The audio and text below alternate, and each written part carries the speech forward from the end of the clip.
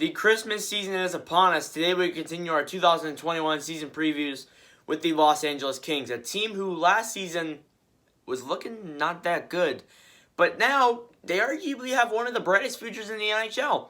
So what happened last offseason and last season to make this happen? Today we're going to preview the Los Angeles Kings 2021 season from my perspective here today. First off, if you're new to the channel, hey, welcome, glad you're here. And also, if you haven't already, please go subscribe if you haven't already. You know, we're trying to really grind on this channel. We've really been actually gaining a lot of subscribers. Like I'm looking at my views on some of the series previews. We're getting a good 100 views, which is something we don't really get that often. We've been getting it almost the past 3 previews. The Oilers, the Red Wings, and the Avalanche, which I'm kind of amazed with. So, thank you guys so much for that. And also, trying to get to 700 subscribers by June of 2021, that would mean a heck of a lot as well. Maybe someday make it to 1K. Kind of actually looking realistic now. But, I still don't necessarily know if I can make it, but guy can dream, right? And, someday maybe I can make money off of this. That's kind of a childhood kid's dream because I am a 13-year-old. So, 1 subscriber could really help me out with reaching that goal. And also, if you haven't already, please go check out the links in the description below, which includes Twitter, Instagram, Discord, and TikTok. Yes, I have TikTok. So, yeah. Anyways, let's get into what happened last season with the Los Angeles Kings.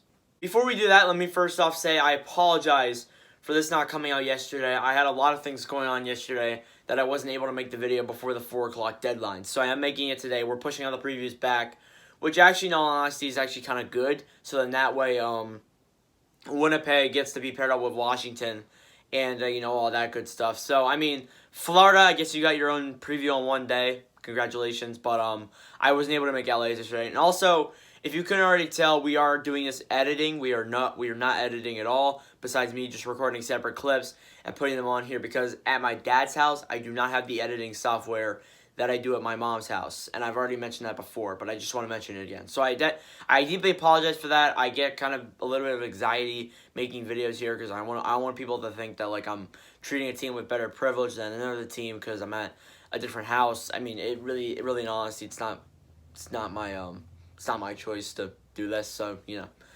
Alright, anyways, so last season with the Los Angeles Kings was nonetheless of a mediocre, bad season. 70 games played in a shortened season. They had 29 wins, 35 losses, and 6 overtimes for 64 points. They were 28th in the NHL, so there's really no surprise there of them being bad. This team has a lot of aging players. They traded Tyler Toffoli last season. And really, in all honesty, it is going to get better for them because they do have a lot of young guns coming up into the roster, and they already do have some. So, yeah, they were 28th in the NHL. They missed the playoffs for the 2nd straight year. They made it in 2018 but got swept by the Vegas Golden Knights. Yeah, I'm not sure if they were happy about that one.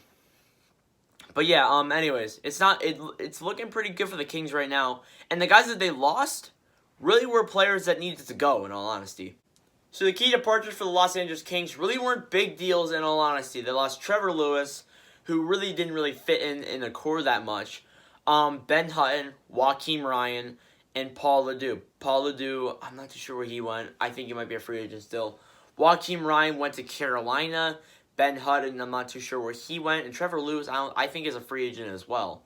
So, these guys really aren't the best guys in the market outside of LA. So, it's not really a big surprise that none of these guys were signed by teams besides Joakim Ryan as that depth player on the Carolina Hurricanes. Now, of course, we know that they got Quinton Byfield from the 2020 NHL Draft. A very solid offensive player from the Sudbury Wolves in the OHL. He will really help out that offense in Los Angeles, and he was well needed too. Whether they would have picked Tim Stützle or Quinton Byfield, they would have gotten a good player no matter what. So I'm glad that they picked Byfield. Byfield, I think, fits better on their roster because there was a lot of rumors of them picking Tim Stützle, but they still picked. I had a feeling they would still pick Byfield. They also acquired Ali Mata from the Chicago Blackhawks in a trade. That also was a pretty good. That also wasn't that bad of a deal as well. Ali Mata will help out in the depth side of things. So, looking at that, it looks pretty good on there as well. Anyways, now we're on to the projected lineups for the Los Angeles Kings. On the first line for the left wing side, you have Alex Iafallo, Adrian Kempe, Trevor Moore, Amadio, and then Grundstrom as your fill-in guy. I think Grundstrom will definitely get a chance in there, though. Center side, Kopitar, Vilardi, who will push for first, Quinton Byfield, and Lizotte. And then on the right wing side, you have Brown, Furk, Carter, and Wagner as your offense projected lineup. So I have follow Kopitar and Brown. I think that Velarde on that second center spot will definitely push for first line. I think I would see that happening. And maybe even Martin Furk, too. If Martin Furk gets off to a good start at the beginning of the season, which we know he can, he may push for first line spots as well. Then the second line there projected is Kempe, Velarde, and Furk. Very good second line there as well. Velarde, a very good young rookie. Third line, Trevor Moore, Quinton Byfield, and Jeff Carter. Jeff Carter, a pretty big veteran there. I wouldn't be surprised if he retires in the next couple of years. Byfield, that young rookie who will really put up the offense for LA if he gets a good start. And then there's Trevor Moore there as well. And then Amadio, Lizotte, and Wagner. So not that bad of a fourth line either. So this offense looks pretty good. And then Grundstrom as your fill-in guy for the left wing. I could have put in even more fill-in guys, but that would take me a while because there's just so many fill-in players. And, this team looks really deep and really good in all honesty. I think, you got a lot of rookies on this team. I can put them out by putting out Byfield. Velarde's looking pretty young. Lizotte's pretty young as well, if I'm not mistaken. Iafallo, I think, is also pretty young. So, this team actually looks fairly good on the offensive side of things, especially in that deep center core, because you have Kopitar, Velarde, and Byfield as your 1-2-3 punch. And, the left wing side looks pretty good as well with Iafallo and Kempe. And then on the top six, on the right wing side, Brown and Furk. And that's not necessarily the deepest top six, but it's still not that bad of a top six either, in all honesty. On to the defense now. You have Oli Mata and Drew Doughty as your first top D defenders. Anderson and Roy as your second pairing. And then Macadamo, I probably said that really wrong. And then Walker as your third pairing. So, on the left side, you have Mata, Anderson, Macadamo, and then right D side's Doughty, Roy, Walker. So, Oli Mata acquiring from the Los Angeles Kings, he really will put up the good defense and the good offense there in LA. And then there's Drew Doughty, who does get a bit overrated at times. Yeah, he does. I think that Drew Doughty is much more better than people are profiling him as to be. And really, honestly, he really is playing on a bad team in Los Angeles. So, Drew Doughty still isn't that bad of a defenseman. I mean, I know I'm going to get a lot of controversy for that, but I still think he's not that bad of a defenseman when I profile him on that spot. Anderson and Roy, I think Nicholas Roy has really proved himself in Los Angeles, so I'm really excited to see what he can do. And Anderson has been not too bad either. And then Macadamo and then Walker, who got that huge contract. So, this team isn't looking too bad on that aspect. The defense, I mean, yes, it does leave a little bit to be desired. I mean, Macadamo and Walker is your third pairing, and then Anderson is your second guy. I mean, the defense isn't as deep as some other positions, but, in the other position areas, I think this team looks very good. But, the defense isn't too much to worry about because you do have Drew Doughty on that defense, and then adding Oli Mata as his pairing guy. This defense doesn't look too bad. And now on to the goaltending. We have Cal Peterson as your starting goaltender and Jonathan Quick as your backup guy. That's really no surprise there. Peterson played pretty well in the regular season and proved to us that he can be a starting goaltender. And Jonathan Quick actually isn't that bad of a goaltender either. I think he does get a little bit underrated at times, especially since this team is very bad. So Doughty and Quick still aren't that bad of players.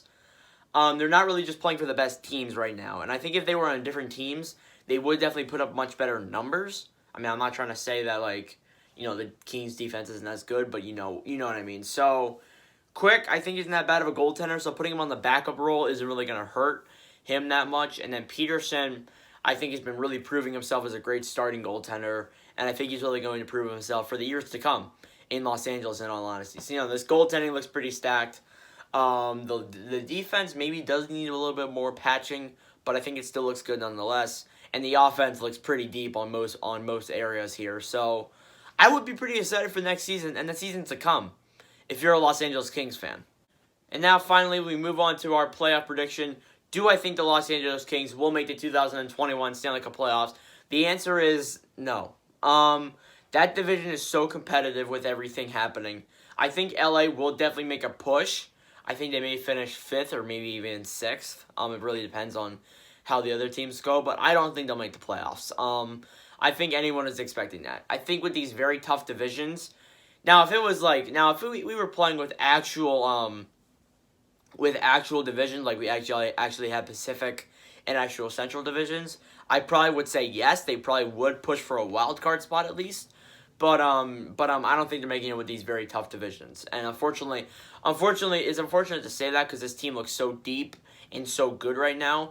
But that's just all I have to say. I think Velarde's gonna have to have a good second season. Byfield's gonna have to have a good first rookie season, much better than Jack Hughes, and maybe even he has to be better than Lafreniere to put over that mark. Peterson needs to play well. Drew Doughty and Ollie Madden needs to keep that top D pairing pretty good. I mean, this team looks good, but everything needs to go right for them to make the playoffs, and I'm not necessarily sure if there is enough spots in that division for them to actually make a push.